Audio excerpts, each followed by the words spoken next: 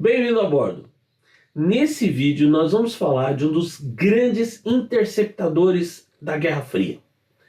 Um avião com muita coisa só dele, incluindo um visual inconfundível. Uma máquina com uma performance que por décadas foi imbatível em certos pontos. Quer saber tudo desse relâmpago? Então, vem comigo!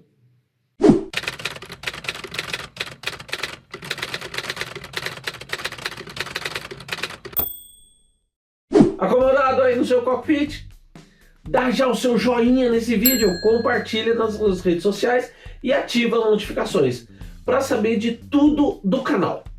Aqui no canal da Revista Asas, que nesse ano de 2021 celebra 20 anos do melhor jornalismo especializado. E tudo isso junto com os nossos parceiros, a Embraer, a El Sistemas, Goodyear e Hangar 33. E vamos aí à nossa história. A rapidez do avanço no pós-guerra rumo ao voo supersônico foi algo que nunca se tinha visto antes. Quando a guerra terminou, os Messerschmitt 262 apavoravam os aliados, voando a 900 km por hora. Mas já em 14 de outubro de 47, usando muito das pesquisas alemãs da época da guerra, Chuck Yeager quebrava a barreira do som com o Bell X-1, um tipo experimental de propulsão a foguete. 7 anos depois, a USAF, a Força Aérea Norte-Americana, ia se tornar a primeira do mundo com um caça capaz de voo supersônico sustentado, o F-100 Super Sabre. Mas, quando ele entrou em serviço, todo mundo já estava atrás do desafio seguinte, o caça de Mach 2. Entre os aliados, os britânicos tinham tido a vanguarda na propulsão a jato. E os caras não queriam ficar para trás. No final dos anos 40, a RAF, a Força Aérea Real, tinha um requerimento para um caça supersônico. E a equipe da English Electric, EE, liderada por Ted Peter, tomou a dianteira, ganhando em 47 um contrato de desenvolvimento. Complementado em 49, 2 anos depois, por um outro para a construção de 2 protótipos de voo, os P-1A, e um exemplar de testes em solo. Era o início do programa P-1, que ainda era definido como de um supersônico experimental e não de um caça. O primeiro protótipo voou em 4 de agosto de 54, com o famoso piloto de testes Roland Beaumont.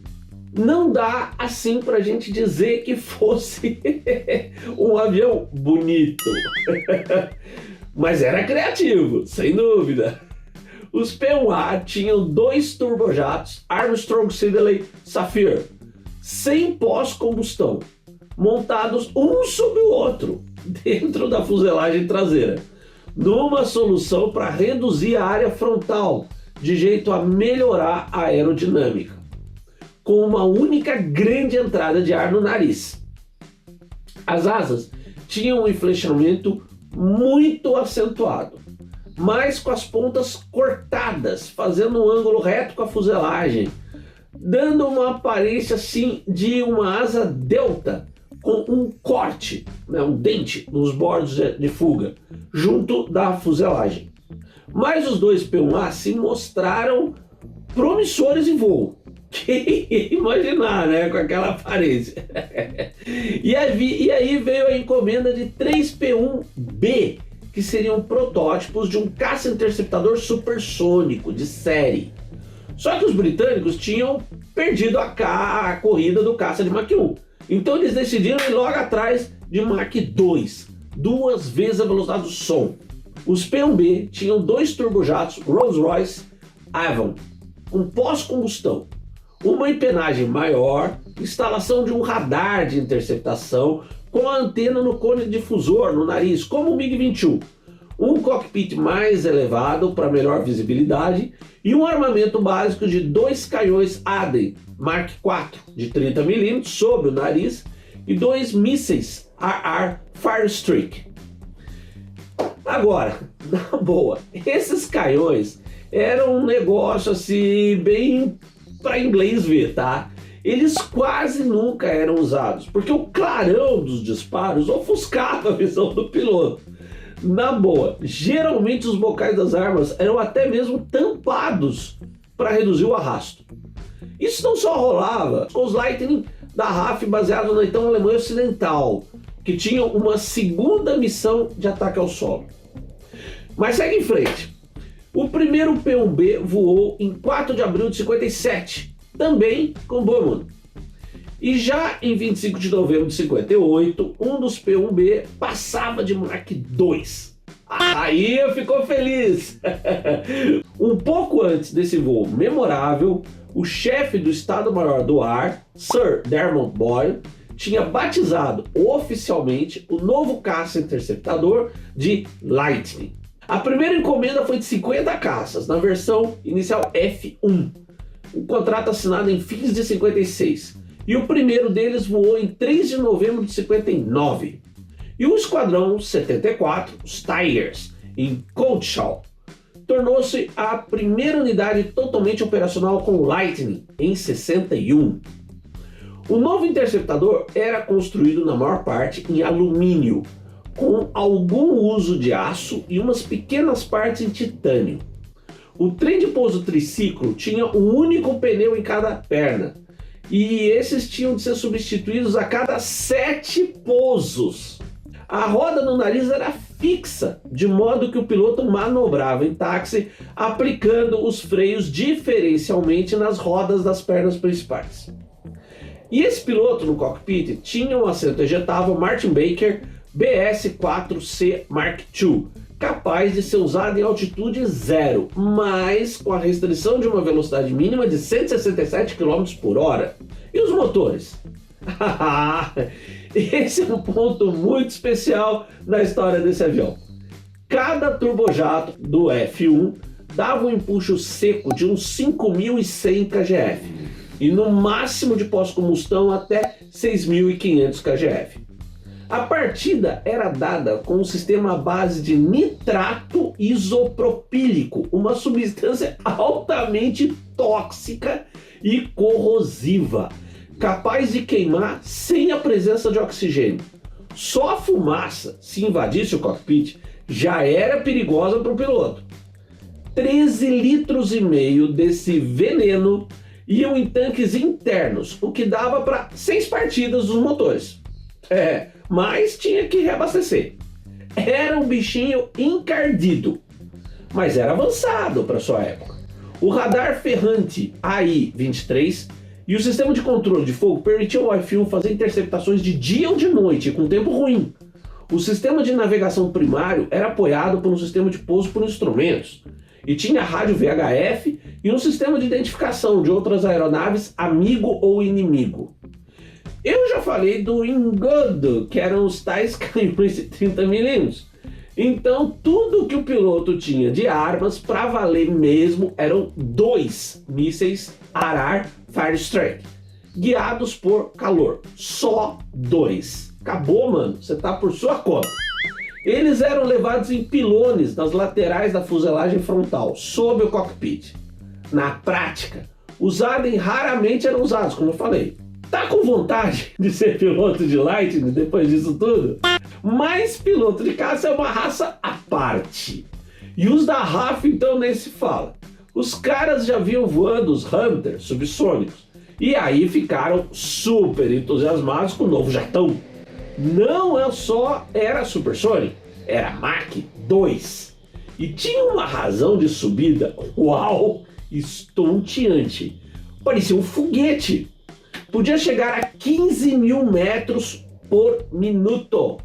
Numa decolagem de alerta máximo, um Lightning podia ir da pista a 11.000 metros em menos de 3 minutos. Menos de 3 minutos.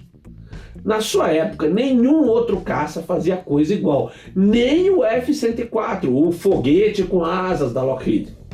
Mas, assim como o F-104, o Lightning não era para qualquer um.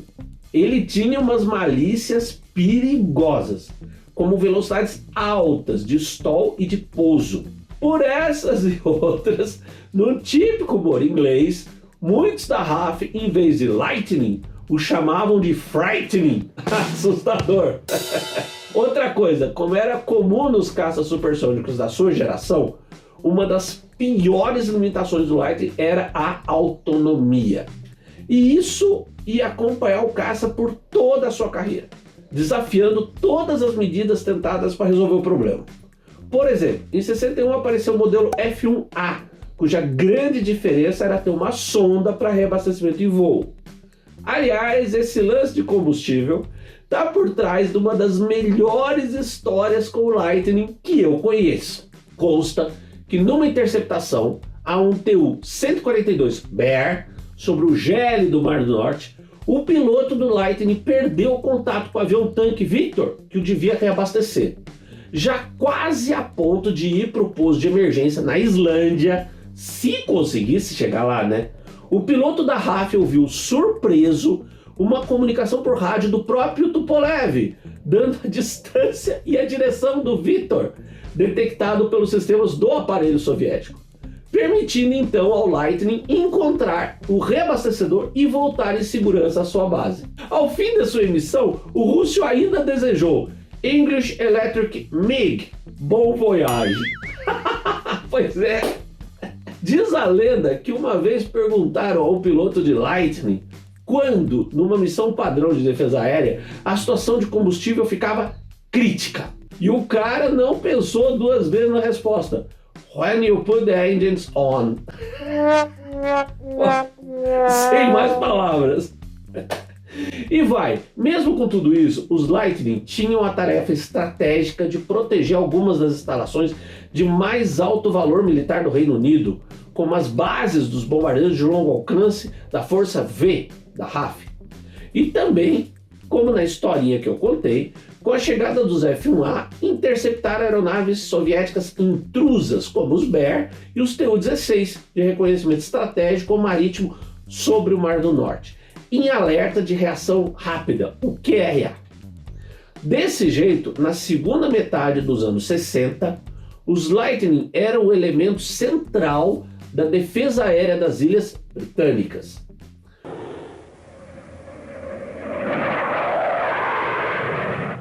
Uma nova versão, a F2, começou a entrar em serviço em julho de 61.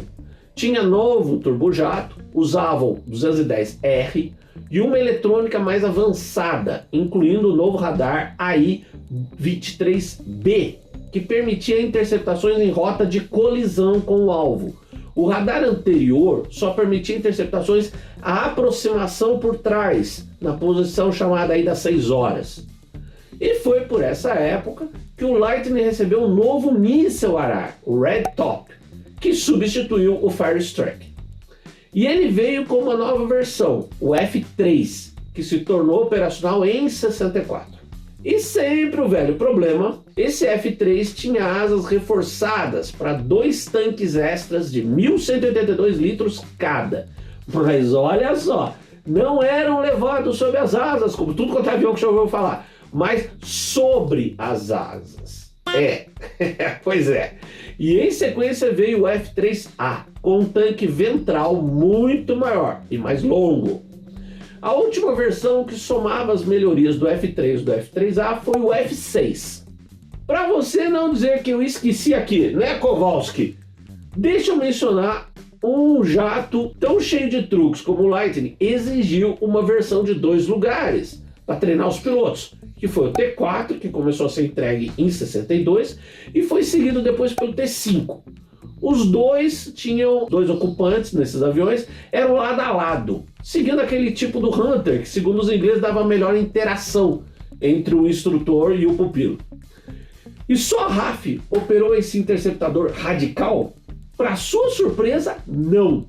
Teve outros 2 operadores, as forças aéreas da Arábia Saudita e do Kuwait. Os Lightning desses 2 países eram baseados nos F6, mais designados F-53.